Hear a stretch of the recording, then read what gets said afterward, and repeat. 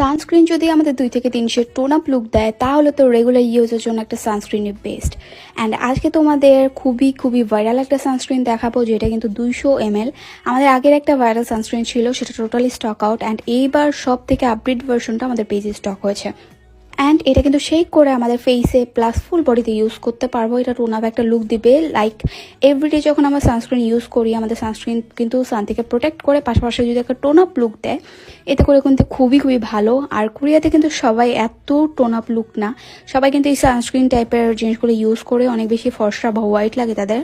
আজকে তোমাদের এই সানস্ক্রিনটার সাথেই কিন্তু পরিচয় করে দেবো। এটা হচ্ছে টোন আপ স্প্রে সানস্ক্রিন, যেটা আমাদের বডিটাকে প্লাস ফেসটাকে ইনস্ট্যান্ট 2 থেকে 3 শেড কিন্তু হোয়াইট করে দিবে। দেখো আমার দুইটা হাত মিলিয়ে তোমরা মিল পাবে না, দুটারই কিন্তু টোটালি ডিফারেন্ট কালার। অ্যান্ড একটা হাত দেখো কি সুন্দর, এত সুন্দরভাবে মিশে গিয়েছে। অ্যান্ড এটা কিন্তু ফেস প্লাস গলাতে ফুল বডিতে তোমরা এই সানস্ক্রিনটা ইউজ করতে পারবে।